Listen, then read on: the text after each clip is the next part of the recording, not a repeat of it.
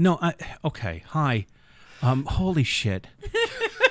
We've just had such a long discussion before even starting to record. Hello, darkness, my old friend. Wow. It's where to even begin. You don't want to rehash everything, but you also don't want to. Oh, we're not rehashing everything. To because I'm fine. Yeah, I'm great. Yeah, we're all fine. We're all great. That makes one of us. Is there another word in the English lexicon other than fine that really doesn't mean what you think it means? Not in the South. Fine. Fine is an acronym for fucked up, insecure, neurotic, and emotional. No, wait, no, listen. If I think fine is also the.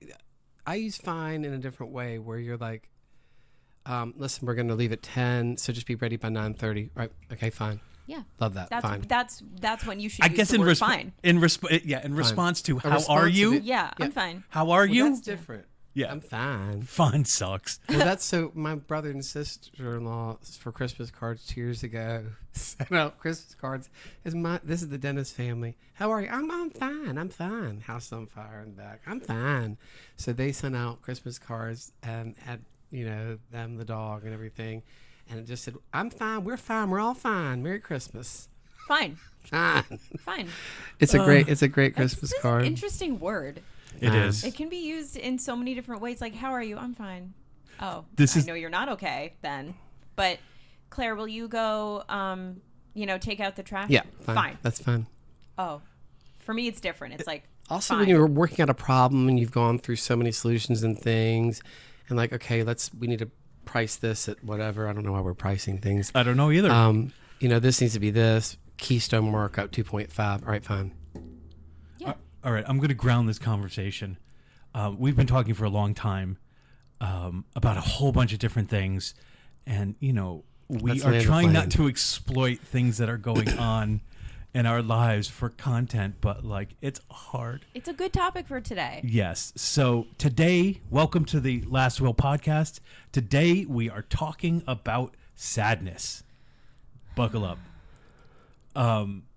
Where to begin with our conversation on sadness? I think we're just going to go right to definition, because Claire's already making a sad face. I got to put my sad face on. Oh, okay. This is an audio medium. Yeah. I know. Okay. But if I make myself sad, And it sounds like you're sucking on a lemon. Yeah. If I make myself sad, then I'll be able to key into it more. I'm gonna suck on a line. Our audio sadness is shitty. Which fruit? This is a grape. I predict that this episode could totally go off the rails in every way. It already has. We've shared a whole bunch of sadness before we started recording, and now we're, I think, a little punchy, which hopefully will make us a little more articulate. But as a base, let's get started. Okay. The definition of sadness. Sadness is an emotional state characterized by feelings of sorrow, grief, or disappointment. It is a natural human response to various situations, such as the loss of a loved one, a breakup, or failure. People may experience sadness in different ways, ranging from different ways. Let me start that sentence again. People may experience sadness in different ways, ranging from mild feelings of melancholy to intense emotional pain. Symptoms of sadness may include crying, feelings of emptiness or hopelessness, loss of interest in activities, and changes in appetite or sleep patterns.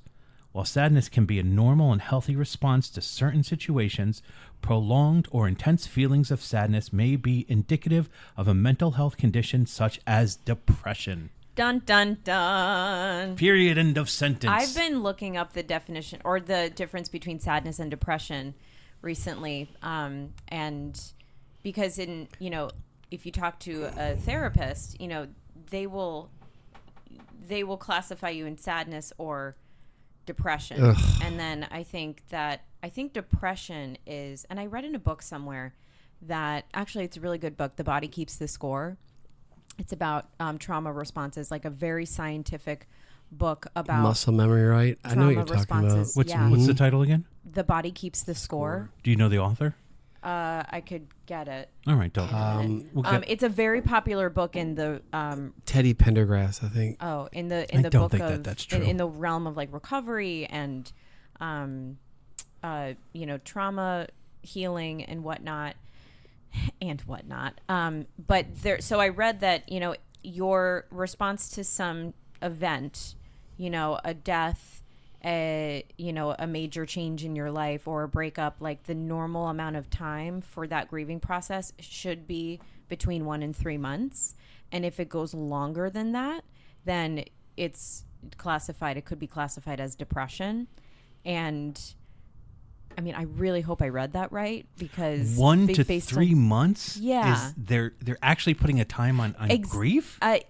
I think in terms of like when it moves from sadness to depression. So like Okay. how deep do you go? Because you could be in a state of deep sadness that you could then think is turning into depression. Like over the last couple of weeks, I've just experienced like a shift in my life where I was like, for the first week, I was like, oh, I'm definitely I'm getting into depression. And then the second week I was like, I'm in it. And then the third week I was like, well, I'm starting to feel better.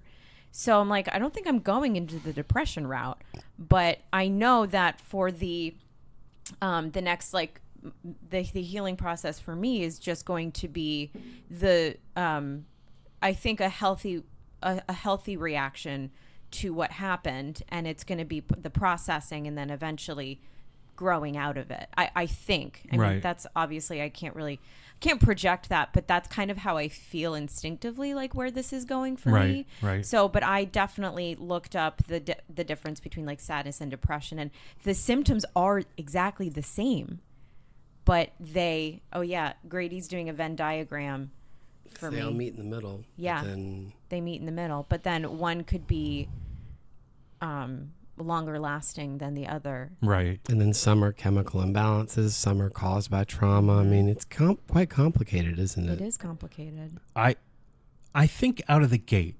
let's acknowledge the fact that feeling sad is part of life. We've all seen the movie Inside Out. Oh, I think it's a beautiful message such a that good like movie. sadness and joy need to be balanced out in life. You can't just push one out.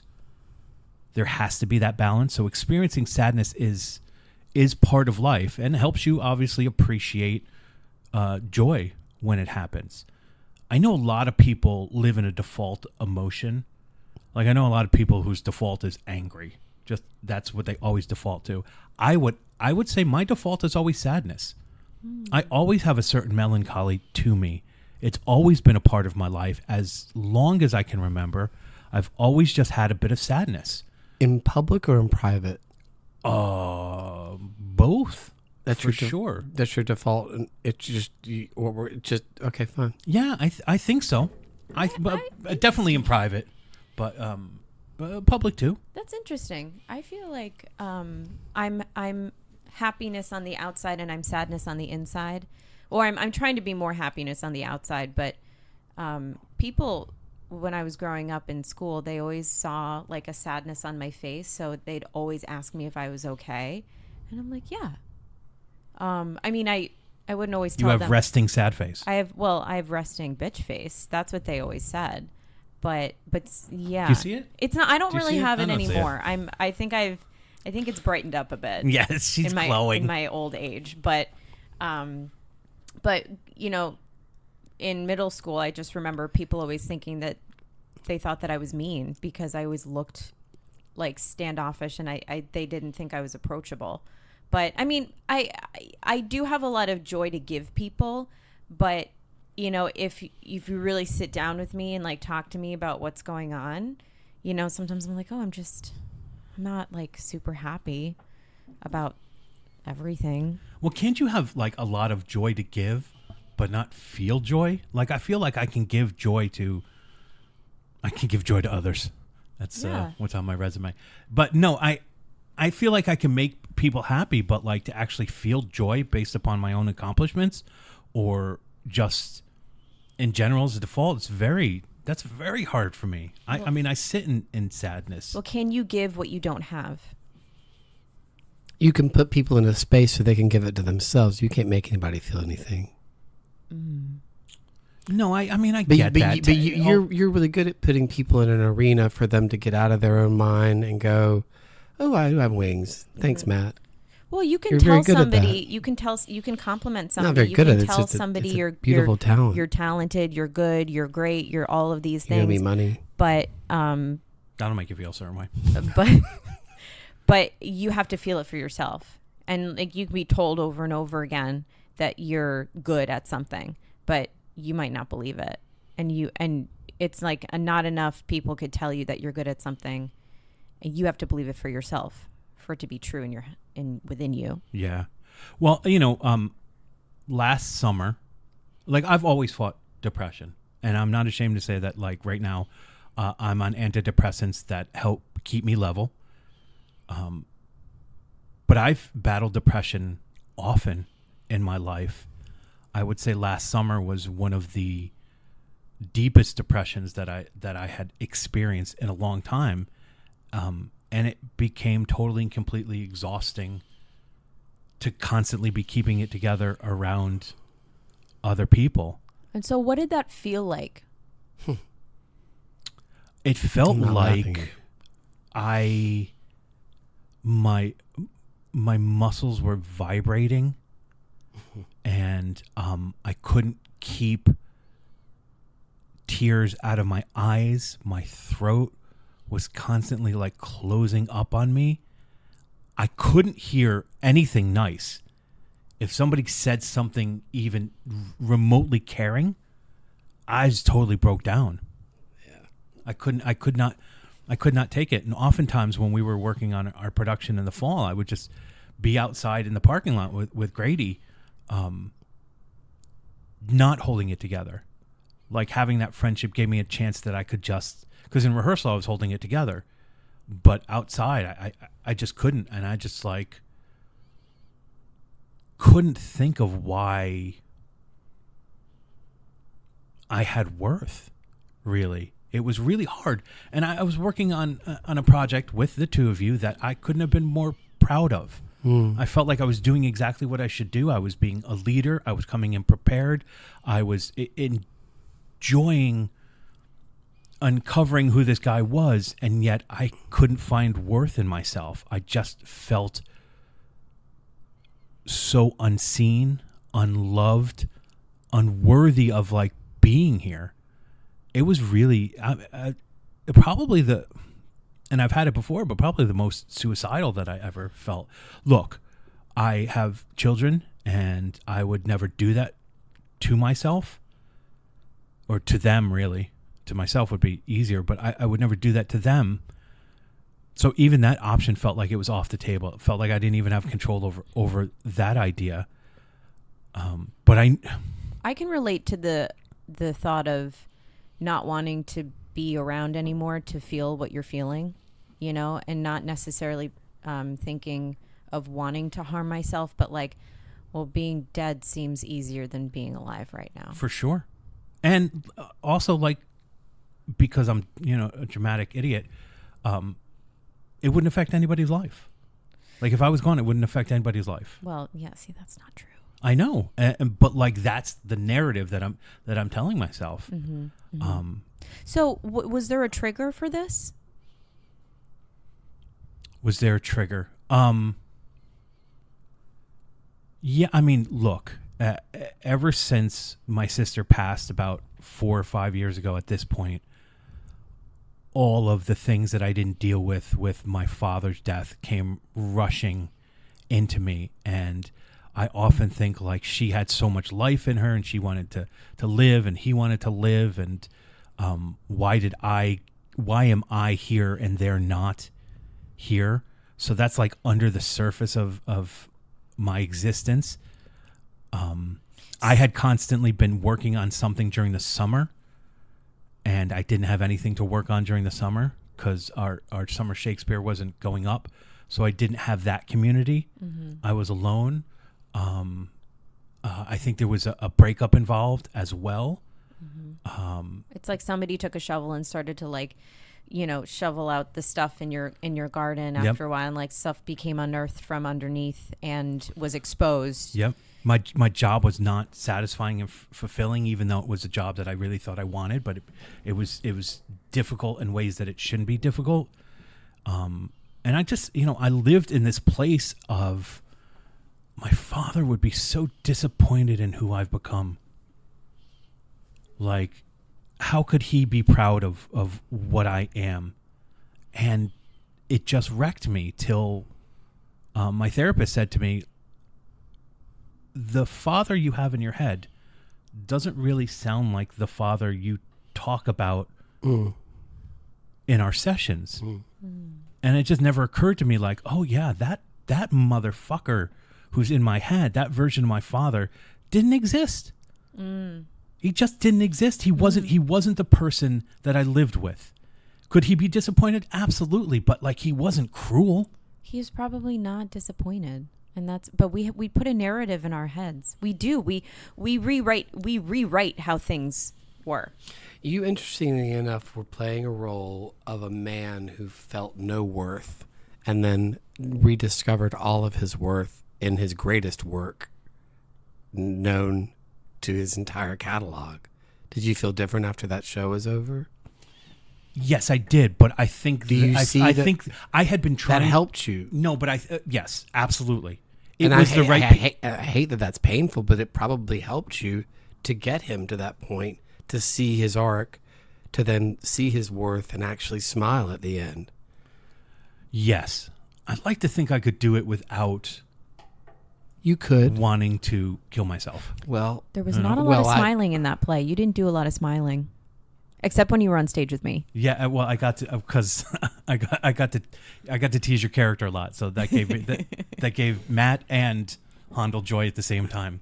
But I had known how deep the depression was, and I had been working on getting the right medication balance for myself, and I think that I finally found the right balance as that show started to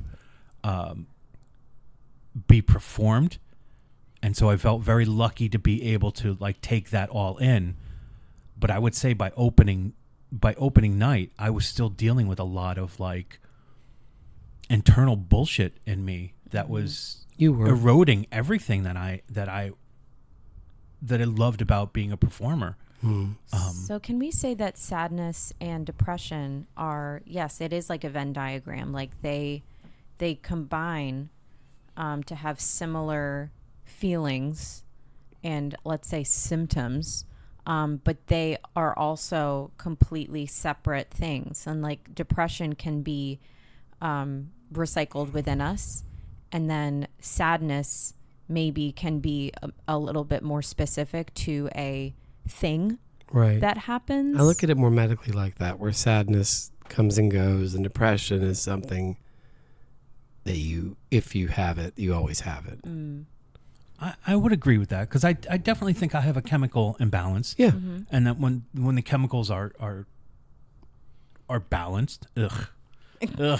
That phrasing just makes me depressed. I remember when the chemicals are balanced. Yeah. Well, I have an imbalance, and when the chemicals, don't even say it again, Matthew. We walked in on Matt during a hot yoga session earlier, so he's cooling off. Is he balanced? Well, currently he's Yes, not balanced in his chair. He is balanced. Not Steph did a lot of body work with him earlier.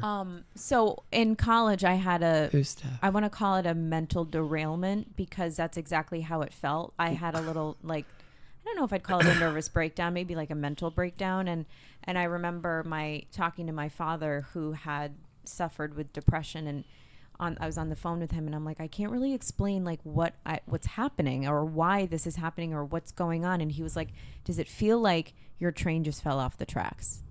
And I was like, yes, exactly. Like I just feel off. We were talking about earlier. That's a form of alexithymia. Okay. Explain what that is. You explained it earlier, but for Claire, because I don't think she understood. A later coined phrase, in late 60s, early 70s. There's no treatment for it really, but it's having emotions. Clearly, you feel that you have emotions, but you cannot identify them, or not being able to identify your emotions at all, or also not being able to identify emotions in other people and what they are, if they're upset, if they're mad. And it goes deeper than not being able to read somebody. Interesting. But if you are feeling, all I can say is my bones hurt everywhere. Yeah. But that's coming from depression, or it's coming from me having some kind of trigger stacked meltdown that I'm having to go through and then recover from, where everything just hurts, but I can't tell you why. Yep. The physical, the way that our feelings manifest in our bodies. The physical is the worst part of it. I'm like, the mental I can take, but like physically, it is hard. Yeah. I feel like, for me, I feel like the insides of my bone marrow are on fire. They're burning. That is They're burning me. And my body's so burning me from the inside. There's such. And then I realize I'm sitting like almost in the fireplace. I'm too close to the fireplace. Oh. It was one incident. Oh. Well, I had a back problem when I had. Sorry. I had a back problem when I was first feeling these, like having these feelings of whatever. And, you know, and it was actually really difficult to pinpoint those emotions. If you don't deal with those emotions or figure them out, they will come physically. Yeah. And it's with dysmorphia. Like for me, for singing, you know, when it won't come out. I can hear it. I know that if I do it on a different vowel, I can hit it, but it won't come out the way I want it to. But things like that, they trigger many things in our bodies. Well, also, if you are, I mean, I'm a singer, so I find that when I do tap into certain emotions, I sing better. Right. And it's not even about technique. No, it's an energy. It's an energy. It's an flow. energy. Right. Like things come out. We've talked about that power chord. I think in a previous episode. If anyone's listened to all the episodes, if you haven't, then you're going to miss out on this because I'm not going to explain it. Oh no. So there's two plugs right in the wall. We got the power strip, right? When you have that power strip, the flux capacitor, there it goes, and starts to funnel. I mean, funneling sadness, learning how to funnel sadness or depression, especially into art, is an art. And if you can do that without letting it pull you into a hole, that is a powerful thing. I do find that music is such a beautiful way into my sadness. It is, you know. I would say 99%. People would say, "Oh my God, this playlist is so full of sad songs." I'm like, yeah, I just fucking love it. I love the way that music can make me feel sad in what feels like a very healthy way. Well, I think it is healthy to be able to tap into sadness, and it is powerful if you can tap into sadness when you're not sad. Sometimes I don't like to because I'm like, oh, I don't want to go there. But then there's certain songs that, I mean, if we are sad prone, you know, we always have it. And so sometimes it's comfortable when we go there. And, you know, you hear a song and you're like, oh, that's such a pretty song, or it reminds me of a sad time, or it's a sad song. And, you know, sometimes you can sit in it. Personally, sometimes I can't always sit in it because I'm like, I don't want to go there. I don't want to do Margaritaville right now, you know. Exactly. I feel like it's always my default. I also think, though, and my mother could probably attest to this, I think they always were concerned about my depression. I think that was always part of who I was. I think she worried about me killing myself because I just took things so hard. Personally? But also, yeah, like just situations. But, you know, we talked about the feeling within our bodies and stuff like that. You know, I've mentioned before that I'm kinesthetic, so everything to me is feel. I can't run away from the feeling that's going on in my body, whether it's the hollowness and the vibration in my muscles, or the tightness in my throat, or the heaviness of my legs, or all of that stuff. I can't like physically ignore those things. Nor should you.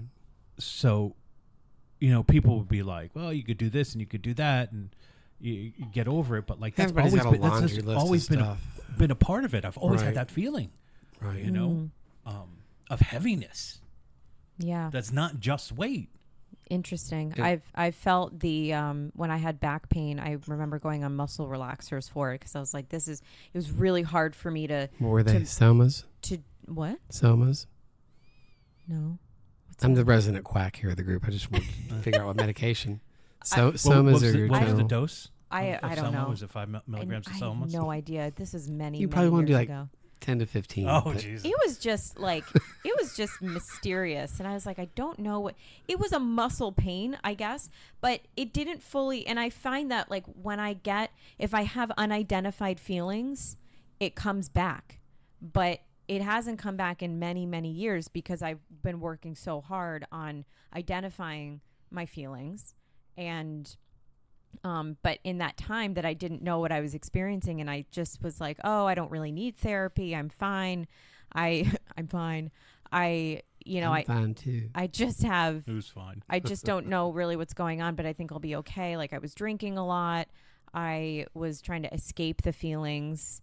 But then it wasn't until I really started to work through with a therapist, like, and really talk about some stuff and kind of like unravel that big ball of rubber bands, just kind of like pulling them apart and being like, oh, like this is going on. And I'm not laughing at you. I'm thinking of something else. I mean, that's the way I can describe it is like, that ball of rubber bands, just like, imagine like a giant cat toy, like just like pulling it apart and like having it become like, instead of being really taut, like being really loose and like, and loosening it up. Why are you laughing? What are you thinking of? Because I'm just thinking of something that's it's not important. It has nothing to do with sadness, actually. Just say it. No, we just flew to Europe, and I don't sleep on the plane. The plane's like 8 hours, 50 minutes.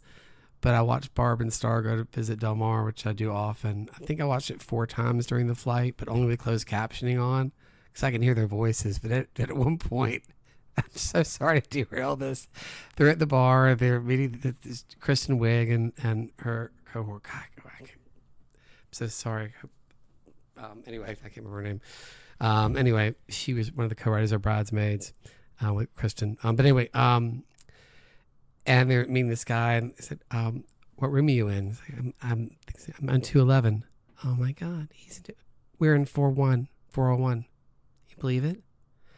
And so they go on to talking, and he says something to the extent of, there's been a lot of problems. She's like, oh, you're not going either? Me either. I mean, it's like a ball of just wet, rolled up socks, just like a traffic jam fighting their way out. Ew. It's called Traveler's Diarrhea, Star. And it doesn't care where you are. It just releases. let me Anyway, just say that okay, you we're asked. back to You sadness. asked, I did. You pushed Well, that. I mean, I'm comfortable with all topics of conversation. The sad thing is that I watched a movie in closed captioning That's the 4 times in a row. Well, that's Yeah. the sadness. Yeah. That's how we can relate this back to sadness. Yeah, for sure. I have often heard that when you're dealing with some sort of emotional, it's not trauma, but like heavy emotions, that it will manifest itself in back pain. And I've had back pain most of my life, and I should always have back pain, but then it disappears for a while and then it comes back. But I think that, at least I've heard that it is connected for sure. It's like back totally pain connected, yeah. and emotional turmoil. Turmoil is probably better than That pain will than find trauma. it will find somewhere. It's like a bird trapped in a house that it keeps flying against the window. Yeah. It can see that it can get out, but it can't get out that way. That energy will find somewhere in your body, and it will continue to pound upon it until it just gets tired. Pound upon it? pound. No, Pound not really. Pound it. It will tend to pound On on it. that space. Yeah. Whether that's your eyesight, your hearing, your back. Yes. Most people manifest it in their back and their necks and their shoulders. Yeah. So funny. But Yeah. I think, I've talked a lot about my depression, which I've had certainly off and on before my father passed, and then definitely after my father passed, and when I was immediately after he passed, and they were like, you gotta see a therapist, blah blah blah, and I went and I convinced myself that it wasn't any good for me. It really wasn't till my sister passed did I start to see a therapist that I really liked, that I have consistently seen through depression, and it's not recovery, but feeling better, and then going back into depression and stuff like that. So I highly recommend not just relying on your friends, which was my theory for many years. Like, well, my friends, they should care about me, but when they don't care about you, or they're dealing with their own lives, you tend to use that as fuel to increase your depression, that I'm not important and I shouldn't. Well, you don't I pay love your you, but I'm friends. not bringing in my car to fix. You're not a mechanic. Exactly. But Well, you don't pay your friends. But that was my lot. I do, and You do? smiles and That's joy, sad. and sometimes presents. Oh, that's sad. That well, It is. It's very sad. But your friends can come and go. as They choose. have. And your and your They have. and your therapist Will stay. will stay. Yes. So at the core of it, talking to someone, a professional, absolutely saved my life. For sure saved my life. And I guess I forgot exactly where I was going with this. Damn it. That's sad. It's very sad. Very, very sad. Oh, no, it's gone. It's gone. Yeah. Let's do some. well, this will bring it back though. Yeah, we could do some myths and Yeah. stuff like that, but it was such an important point that I wanted to get out. But get Oh, it do you out. want a because minute? I cannot remember. Should we remind you? we were discussing that friends aren't the only outlet. That you were saying to the audience, whoever's listening, that find someone to talk to if you need to talk to someone. And you didn't think you needed a therapist after your father died, but then Eventually, you I recommend it now. I highly recommend it. Highly. You have to. Oh, okay. Jesus, Christmas. There you go. Jingle One of the bells. things that we were discussing before we started this, I think, is at the core of sadness and then eventually depression. And that is, we just feel like we are alone in our pain. We are alone in our sadness.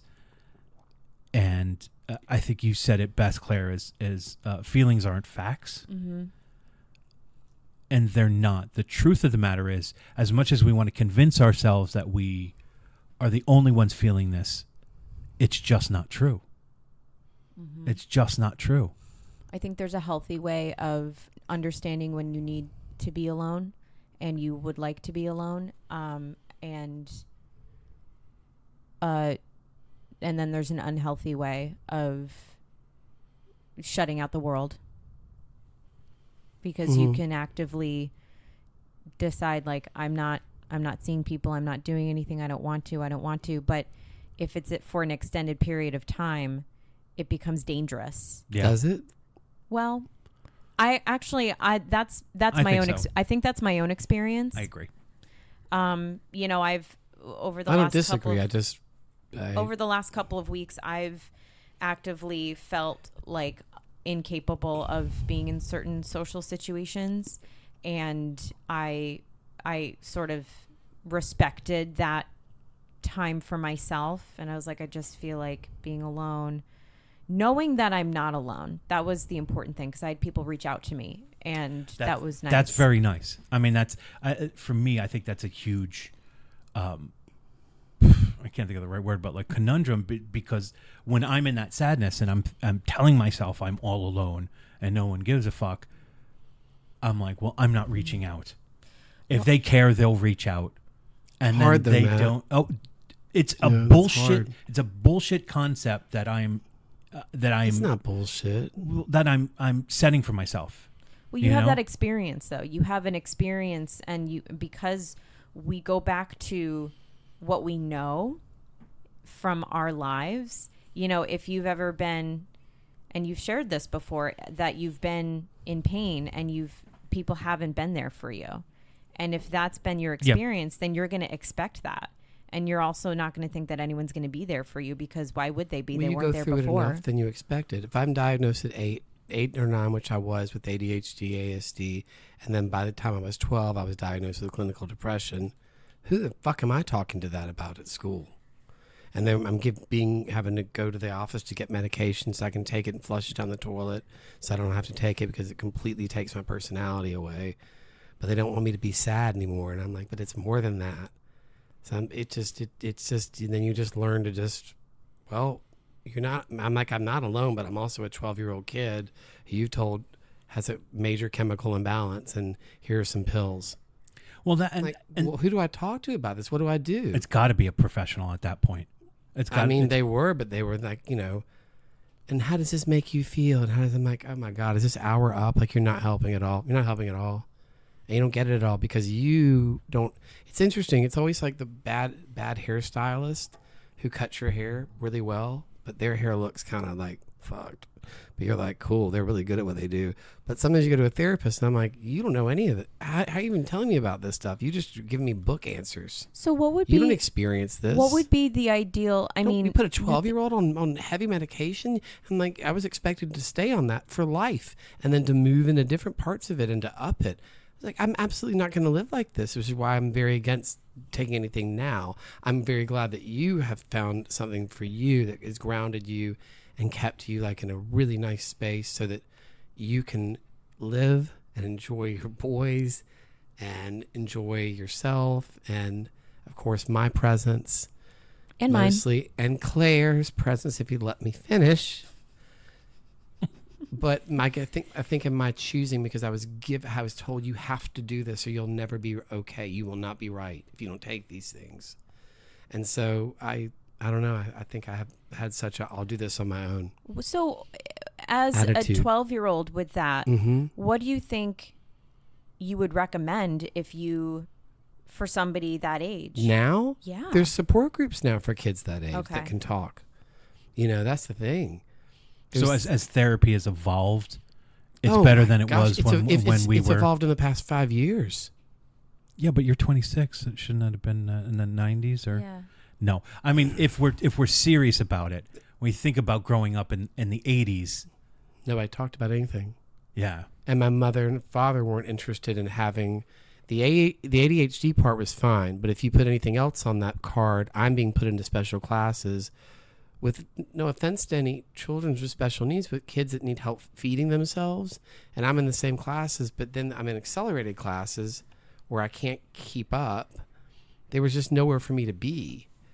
So I naturally just felt like, I am sad because this is a sad existence, and I felt like no one was there to help me, and I couldn't talk to anyone because no one would take me seriously. And if I actually brought out sad emotions or talked to people, then they'll, okay, I'm like, okay, then don't ask. Then Yeah. just, you seem upset. I'm not going to Yeah. talk to you because you're going to change the subject. You can't handle it. Though I think we're still as a society, we're evolving out of the stigma that Big time. the depression is like a thing we don't, it's taboo. Like we just It's don't almost talk popular. about it. People almost want to be depressed now. I mean, the episode of the other two, well, no spoiler, but they poke fun at celebrity and when this dude is having this crisis and he's got to get out of it with social media and whatnot, and his manager was like, "Wait, you have mental health issues?" Yes. He was like, "Great, we've got a campaign now." I'm like, "Wow!" So we're now in the space of talking about sadness. It's totally okay, but now we're monetizing it. We're getting into like weird. I don't know. This is a whole nother episode, but I guess the point is I am glad that there is dialogue about it, and I'm excited for kids, especially working with kids, that I know that they don't have the same worries that I did at 12. Just having this private, silent diagnosis that I just had to keep to myself because what I'm going to tell some like other It's such an 12-year-old awkward- like, yeah. oh, I know. It's such an awkward age too, because you're Well, they didn't think so. They didn't mind telling me. You're coming out of being a child and you're on the cusp of teenage years. But I and also didn't operate or talk like a child. everything is so I uncomfortable. was mostly around right? adults. Hmm. So I would operate in that mode. So I think it made adults more comfortable, more susceptible, and more likely to speak to me as if I understood what they were actually saying. And really, all I wanted to do was turn around and run out the room. I was like, none of this will ever help me. I remember having It'll only make me conversations- feel less than. I remember having conversations with adults when I was like 12, 13, 14, and maybe my friends' parents, and they were really kind people, and I would talk to them about I don't know if I'd talk to them about my feelings, but I don't remember what we would talk about, but they were like, "You know what, Claire? You're going to be fine." And I'm like, What does that mean? what are you sure? Like I didn't know that I had so many thoughts in my head. I was kind of on the precipice of, I had a melancholy too. And I connected with that melancholy in high school when, with music and the stuff that I thought that I was going through in high school was just, the tip of the iceberg for what I ended up going through as I got older in terms of romance. And because that was always a big thing for me growing up. I was always obsessed with romance. Like I was obsessed I was too. Me You too. And know. it could absolutely set my mood. Me too. Yes. And so that was a sadness for me. I'd always just, A beautiful sadness, though, oh right? yeah. No.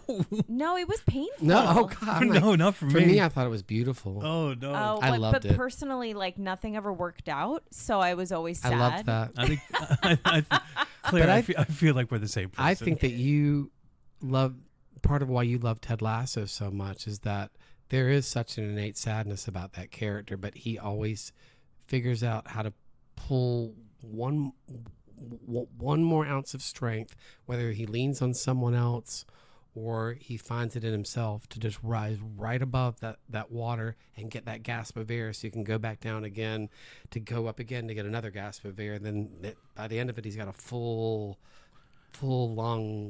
set of lungs full of air. And I think there's something beautiful about that. there absolutely, and I can't do it.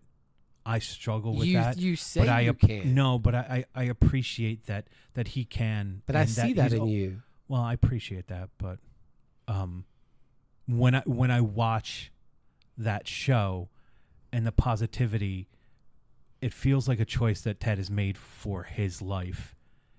And Does he have any other choice? Well, he's not. Obviously, if you I know no spoilers, Right. you figure out why. Yeah. He is. The Yeah, way, yeah, he yeah, is yeah. the way he is. Yeah. But I also feel like he's not saying you have to do this. You have to be He's positive. not, but He's because just- of his force field He's and just what he puts out there, it's contagious. And so Yes. you do believe. because he's modeling the behavior. Right. Right. Right. But for me, I mean, growing up, the romance, my love of women, relationships, girls, whatever it was at the time. Oh, you about that stuff. Oh, that was awful. I started that. Well, I knew I was In gay. I knew I was preschool. gay in kindergarten. So I was like, God, this is gonna go great.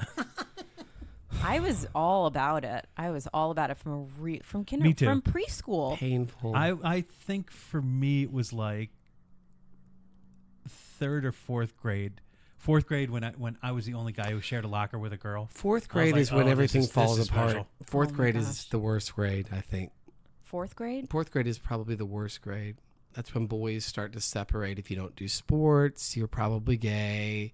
Girls separate. If you don't do this, you're probably, I don't know. The identity becomes a big deal around fourth Gay grade. was not a thing in elementary school for me. It was not. But you're a woman. Yeah, but there was no talk about it in elementary school. Well, Like, here, well, there was no question. you didn't hear any guys getting bullied. I probably saw it, but Maybe didn't clock it. no, I didn't. And why would you? You didn't have to. I mean, I went for, I mean, I thought that I had a pretty good gauge of like who was interested in me and who I was interested in, but I didn't, the homosexuality like didn't become something that I actively thought about until I learned more about it. And I don't think I really knew about it. Or when I would listen to songs that women would sing about other women or men would sing, I don't think it would be men singing about men. Mostly, no, you don't get that. It was women No, you about didn't women. really until And I maybe was- with Rufus Wainwright, Yeah, like the late and I was 90s. like, what are they singing about? I don't understand. Are they singing about a friendship? I didn't know about that. I mean, I thought I had a pretty fun, healthy, like friendship. I mean, you know, I Songs had like Me and My Roommate, My Friend Janet's Coming Over. Yeah, it didn't register with me at all. It was always like for me, like I mean, this is a whole separate subject, of course, but you know, homosexuality was just not what I thought about. I didn't identify with it. When I did learn about it, I also decided I was like, oh, that's not for me. I don't, you know, how do I feel about that? Is that something I could be? It didn't sit well with me. You know, I saw my female friends as female as my friends, and then boys were just totally different. As a young gay man back in those times, that was probably maybe the saddest thing for me growing up, was just knowing I couldn't have that contact. And if I did, it couldn't be open. And I grew up just knowing you'll probably never be able to get married. I mean, just a litany of just a huge list of things that now things have changed a little bit, haven't they? Well, And I look at kids now, and they don't care. They could give a flying fig. They do not care. They're worried about other things. They're worried about Roblox and Roblox and also other Roblox. things that like remind them of Roblox. I run the Roblox, yeah. Screen time. For Let's just me, call for it me, screen that was time. a sad Screen thing time. because I love music so much. I can't live without music. I know this sounds. I have what I call a stroke playlist, and if I ever had a stroke and was in a coma, it's a playlist that I have. That if you play these songs for me, I'll probably come out of it. Wow, I'd never even heard of that. Me neither. I just, People, wanna if make you one. were not putting together a stroke playlist for yourself, well, I actually, you are. I thought well, it was. because there's something in sadness that triggers an awakeningness. And How do we an awake- copyright that? And you don't. I just did it. It's me. Okay. I take the money. I'll divide No, it you up. can have all the money. I I just don't don't want want the you to money. lose out the money. You should have the money. I just think everybody should have that. I A don't know. stroke list? No, that sounds worse. I call it. I call it the stroke list. That sounds like another podcast. Yes, it is totally. But there is something in within sadness with me. There always, and I don't believe in absolutes, but 99% of the time, there's always an awakening, and I feel 100% that if I were to go into some kind of catatonic state, which I may be in right now, and think I'm talking, but I'm just looking at you and drooling. Well, this podcast doesn't exist. This is all in your imagination. That if you play these songs for me, I will probably sing them or wake up. So when you said the stroke list at first, I thought. Okay, all right. It's I catching thought, on. I thought you meant like music. Grady stroke list. I thought you meant a list that you play while you're in a stroke or in a coma that is just playing so that it helps you, but not to wake you up. But It'll pull me out of it. Just to be there so that so that your mind had something to do while you were in a coma. That's part of it too. It'll keep my mind active. I know that because there are things that are so in my body that I don't even need to hear the song. I'm sure you can think of songs. I mean, that I don't even need to listen to anymore physically. I don't need to hear them because I can play them in my head, note for note. Anyway. Wow, And that's so interesting. We're gonna have to get Grady's stroke list. Yeah. Well, you're gonna not have to gonna share get it. until I have the stroke. Why you can't Well, share any? how are we going to access it? Is it Face put it in your emergency recognition? contacts? It Play is. emergency contact stroke list. There is a yeah. I mean, we Okay, so if you're in a coma and someone needs to open your phone, do we just put the phone in front Well, I of your don't face? like it. I used to never lock my phone, but now you have to with facial recognition. Do and your stuff eyes have like to be that. open for facial No, recognition? they do not. Try it. Well, I'm glad that things are changing. God, this has gone all over the place. Let's as we're rounding Well, third. you know, Matt, but I am glad things are changing too, so other kids don't have to be sad like that. Yeah. Like I felt like at 12. That was so sad to feel that way. Like, okay, well, I have this serious medical diagnosis and no one to talk to. It's a pretty hopeless feeling. Would you have wanted to know at 12, like, you have a chemical imbalance, Matt. You have depression. I don't know. All I knew was right in like kindergarten, Something didn't feel right? the school shrinker, it wasn't really a shrink back then, but like I was diagnosed, because I can't think of words right now. They said to my parents, he carries his emotions on his sleeve.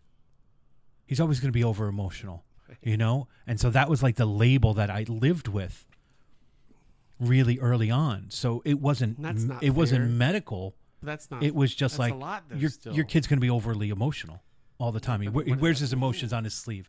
I don't know. So maybe if someone had said to me, you have a chemical imbalance, this is a medical thing, maybe I would have been more open to therapy, which I rejected pretty early on. When I was 11 or 12, they tried to get me in there. I can kind of remember the guy's face, but I don't remember his name. And then I rejected it for a long, long time. It's only the last 5 years, maybe a little bit longer than the last 5 years, that I have given myself over to talk therapy in a way that has been like really beneficial to my health. Because that like is a constant, even like when it's down, it's a constant reminder of her saying, look, you're depressed again. You know, what are we going to do based upon this?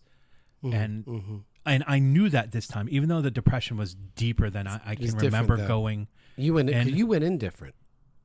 I did go into it different this time. You know, it and was, that it made was, the jump off is everything. Yes. You went into it differently. but I definitely felt like I was much lower than I'd But ever even been. then, you felt like I'm here because I know I can get higher. Well, I hope knew was that I there. needed help. Okay. Like the one thing I knew was this is worse than it's ever felt before, and that I have to do something about it. Otherwise, there's who going knows to be what is right. And I don't think I would have done that outside of talk therapy. right. So yeah, things are changing, and we're not understanding that we're not alone is a hard concept, but it's just a fact. And it goes back. It does go back to sadness. You know, that point of feeling alone. So there's good sadness, there's bad sadness. There is. Yeah. Some of the myths of sadness. But Okay. Okay. I'm just hit gonna me. move forward. Let's if do we're- it. No, hit me. So these are myths of sadness. Sadness is a sign of weakness. What? It Oh, can be. God. I don't think so. And cannot. Why is weakness bad? Okay. Sometimes you can see someone who's hurting and they're down and they are sad and they are weak. They need help to get up. And that's where I understand what this is meaning, but I'm just like, I'm going to be devil's advocate and spin it on its head. Right. Well, I guess In the traditional sense, I do not agree with that. No. because I believe that sharing sadness, vulnerability is a sign of strength. And that only strengthens you and Yeah. the people you share it with. It's when you hide it and you push down those emotions that, to me, that's pretty weak. Oh, that'll. That bravado is what we thought of as weak, Right. you know, or balls, which are the most vulnerable part of a man's body, is not strength in any way. Oh, I know what those are. Never mind. I think we touched on this. Another myth is if you're sad, you must be depressed. Not I always. think we figured that out. Yeah. Because sadness is a symptom of depression. They're going to the same party for sure. Yeah. What? I want to go to this party. No, We're really? already here. Oh, I've been there. I've been to that party. We're at the buffet right now, But this, and it's all snacks and aren't it's, great. It's all crab legs what? from yesterday. Oh, Oh, God. you ruined it because I was like crab legs. I could Chicken be, salad wrap and a nice there any- ceviche sardine Is there any aioli. pineapple? I Yeah, go the straight for pineapple's in the chicken salad wrap. Oh, Jesus. All right, you've ruined the party. That's sad. You've That's ruined a the sad, sadness party. It's a sad that- party. That's the definition of a sad buffet. You should always try to cheer up someone who is sad. It can be helpful. I think that one should know always, but one should always have their eye on who's around them and who might need a little something. But we talked about this last week. Absolutely. I It's the was jump off of instead of the toxic Just gonna say this. positivity. Matt, will you say it, Matt? Well, it's how you approach it. Right. You know, if you approach it with a lot of assumptions, that help may not be what that person needs. Right. And you have to know what that person needs by asking You questions. ask first. you Yeah. know. Hey. So how you approach Yeah. cheering your friend up Yeah. or I lover, think that partner, I think whatever the it awareness is. and the openness to that and having your eyes open also takes your eyes off of yourself and looking around the room and going, oh, there's Claire. Let me just check on her real quick. But That- also sometimes Claire needs to be sad, and we have to Right. respect and, And just make it a safe place for Claire to be Back sad. off. Yeah.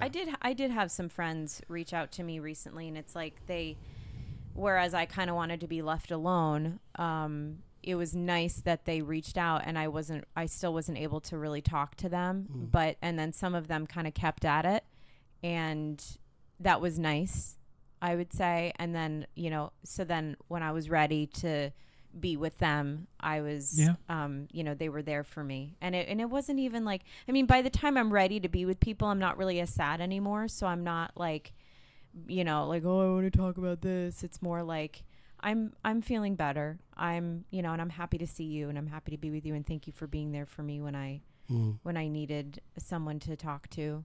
Because it's kind of just about, I can't think of the right words for it, but it's mostly about the approach and not the solution to a problem. Absolutely. You know, you're not going to cheer somebody up necessarily as much as you're going to remind them, again, you're not alone. I'm here for you. I'm Right. thinking about you. You don't have to say a thing. Hey, look at you. You don't, Just know. you I'm thinking about you. I bet you need a walk. You should go take a walk. Get some fresh air. Fuck off. Yep. How about you come to me and say, hey, I'm going to go take a walk. You all right? You want to go walk with me? That's different. I'm like, no, I don't feel like it. Okay, no problem. I'm around if you need me. I think Great. that's kind of a beautiful transition. Or not offer. I can't words. I actually had a I friend may that be having a stroke. I need that playlist. Oh my God. I may need that can't have playlist. that playlist. I had a friend that I reached out It's to. all Benny Hill. When I felt like I needed to be alone. Well, I was alone, but I needed to talk to someone. Yeah. And this person didn't know what had gone on in my life. So I just randomly called them, and I don't always call this person. And I said, this happened and I'm really upset and I'm freaking out. And she was like, she didn't know. And she was like, oh my gosh. And so she was on the phone with me for like a half an hour. And, but that was me reaching out, because at that point I know I needed something and I needed someone. And that was the first person that I thought of to call. Actually, it was you. And then you were away out of the country. Oh, it's when I got a phone call How dare you? in Denmark at 3:21 in the morning, and I was like, oh. And then there was no message, and then I was like, oh, well, she'd left a message. I got back to sleep. Yeah. So Yeah, leave a message But next time.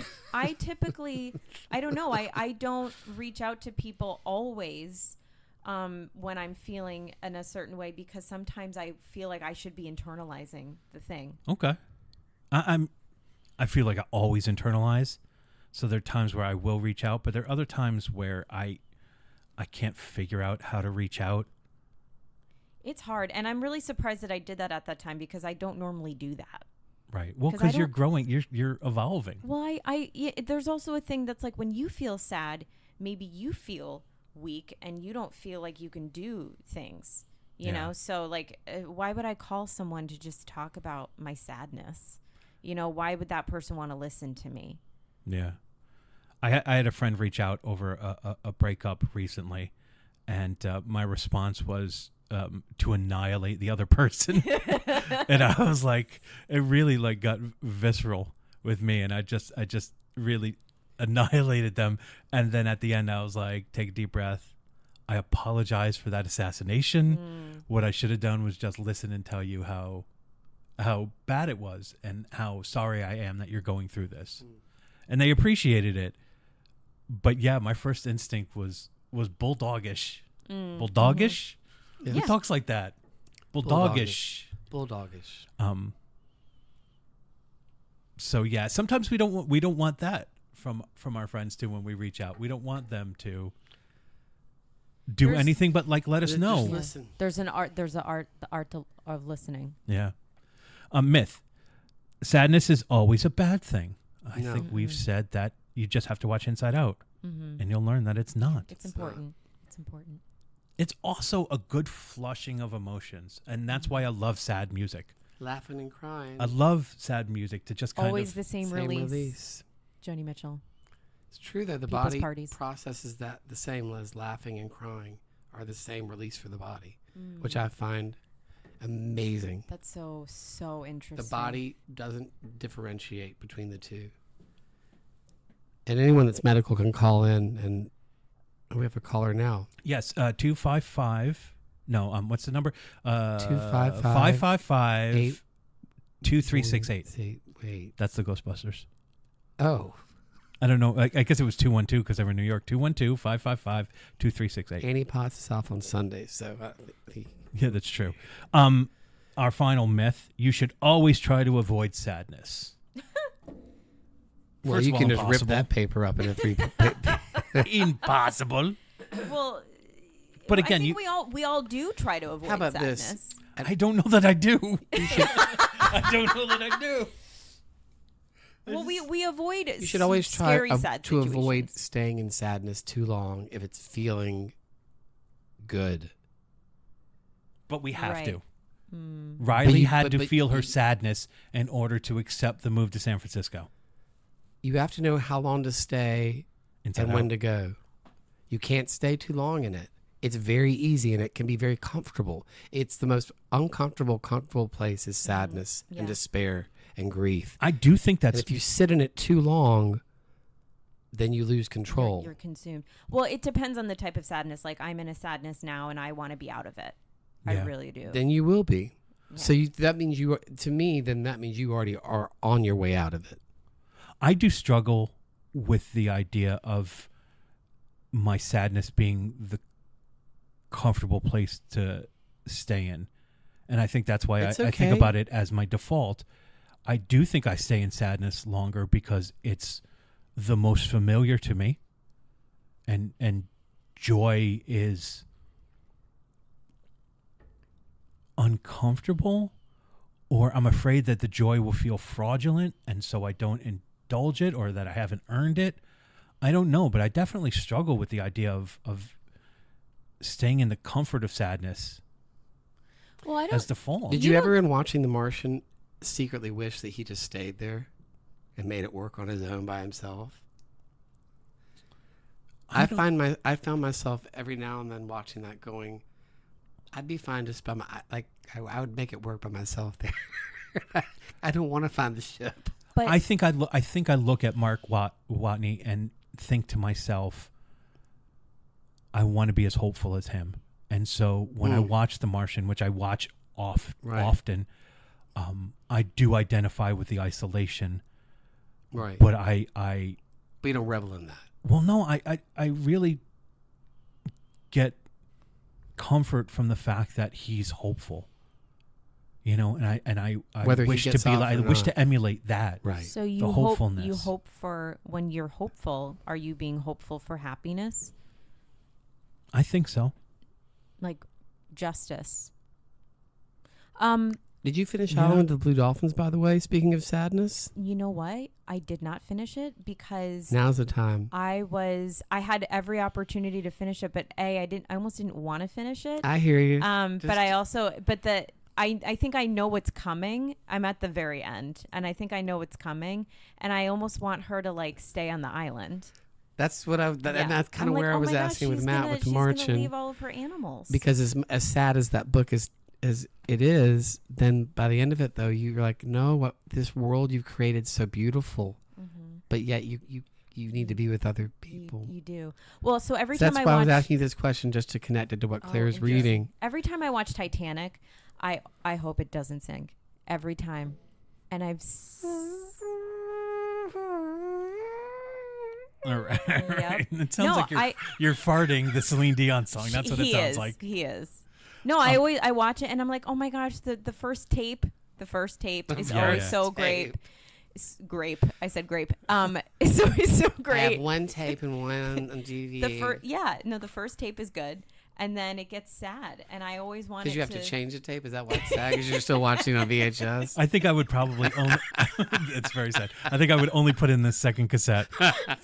Listen, I like it just when the water fills the boat. I'm obsessed with water, so Wow, it's so scary though. It's horrifyingly frightening, but because I it's- love history, I love seeing what probably had Yeah, happened yeah. more than I am with Jack and Rose. Okay. and also Matt loves Billy Zane, and I just think finds a He's lot of isn't he the hero of that? yeah. What? He leads the orchestra. Yeah, Billy Zane is the hero of Titanic. No, Billy Zane is the asshole fiance. Which tape are we talking about? Tape I 1 or don't tape know. 2? I think if you're looking at tape 2, Well, be kind to rewind. You Let's know. let's. I think Billy Zane is really the hero. He's trying to get that poor woman a better life, Okay. and she just runs away from him and hides. I'd have taken the money. I mean, yes, he pushes some women and children off the lifeboat, but like it's in he survival mode. chose. hard is She chose love. She chose love. She Love wins. Well, she chose a board. She was selfish. Oh my god. Although we'll say the Discovery All right, we Channel just did. Do we talk about this? No. Because the anniversary of Titanic, they did an actual test to see could they both fit on that board. scientifically, and no, they could not. Well, when Leonardo DiCaprio is asked that question in interviews, he says, no comment.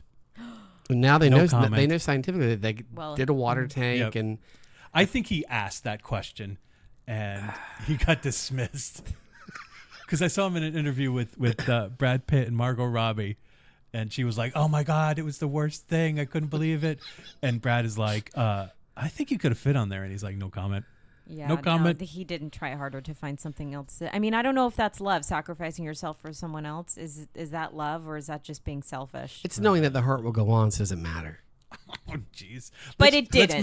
Let's make sure we get Claire a DVD of Titanic. I don't need it. I bought it on Amazon Oh, okay.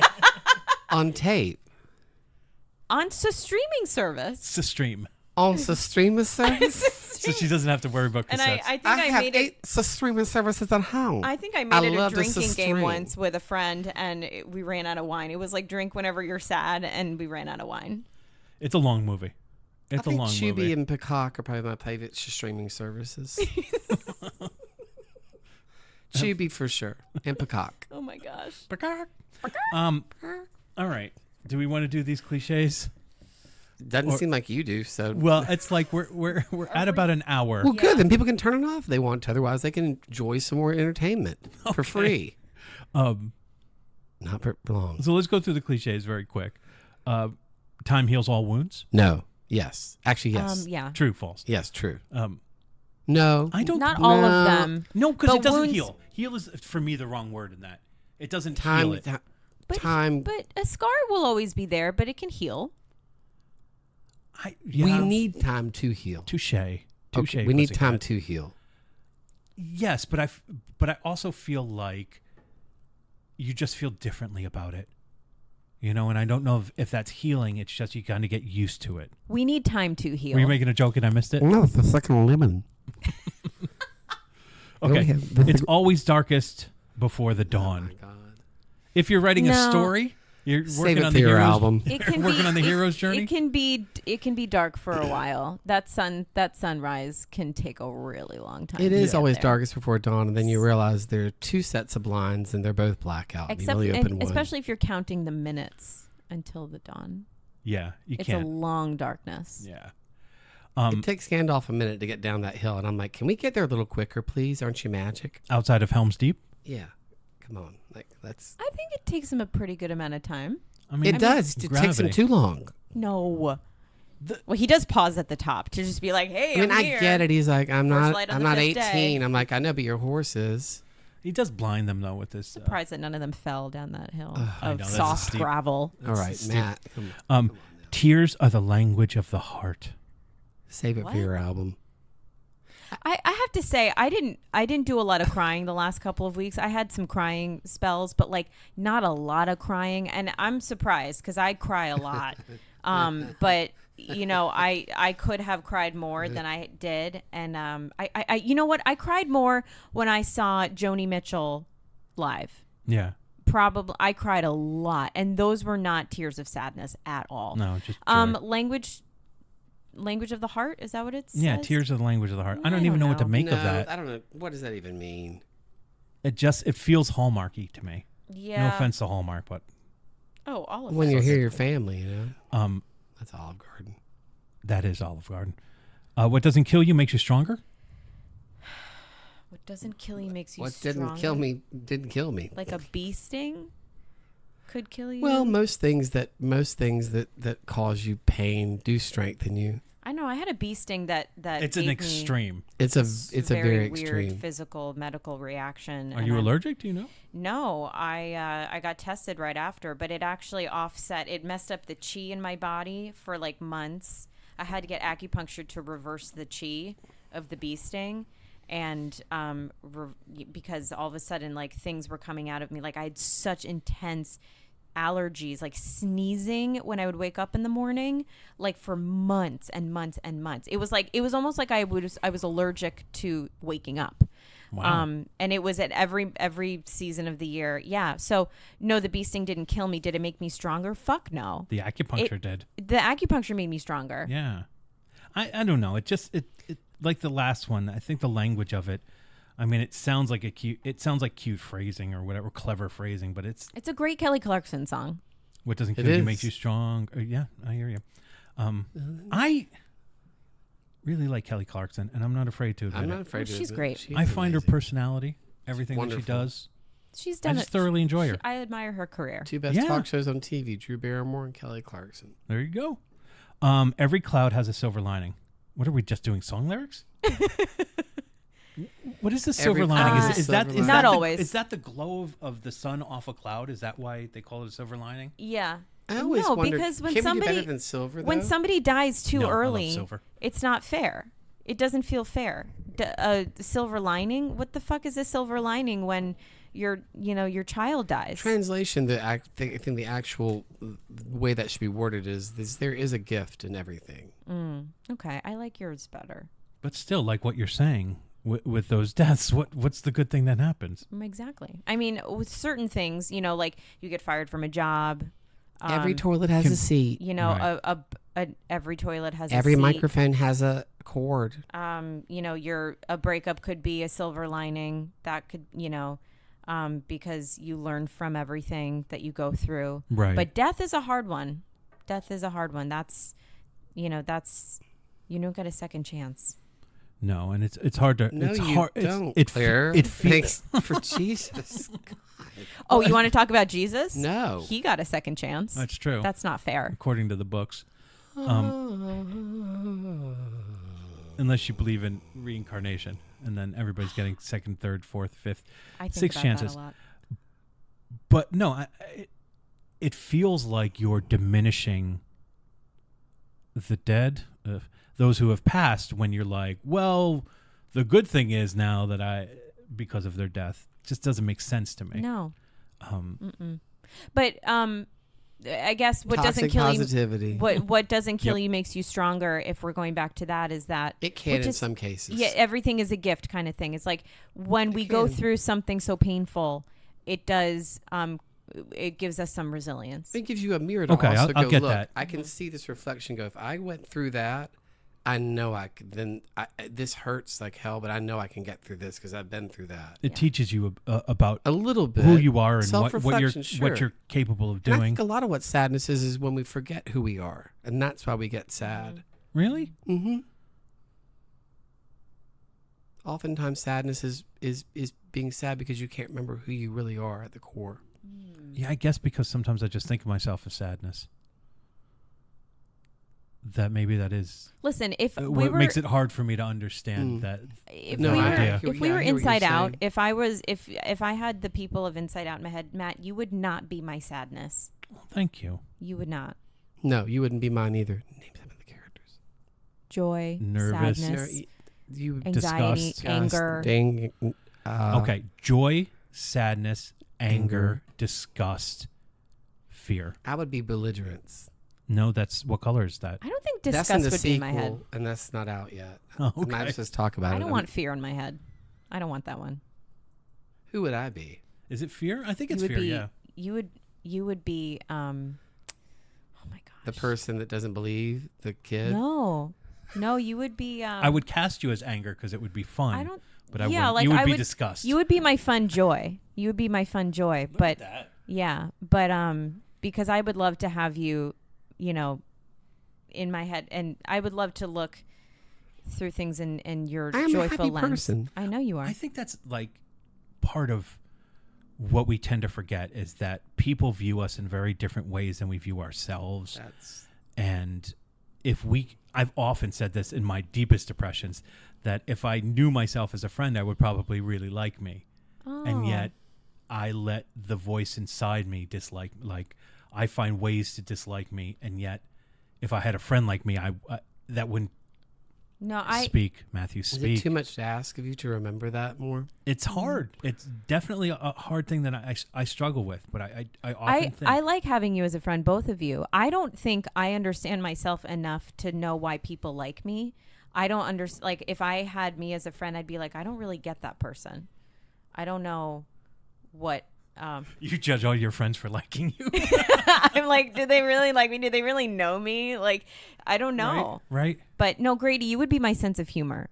That's an important thing to have in my I think that's my greatest gift. Look at you. My joy and my sense of humor. Congratulations. Thanks. Looks like a coupon for a free back rub. I mean, I don't. What? It's on tape now, so it's immortal. It is. It's on tape. It'll live as long as we pay our dues. You have to go through the bad times to appreciate the good ones. Well, that's clunky in the way they say it, but I kind of agree. But Like the we balance. goes back to the balance. Yeah.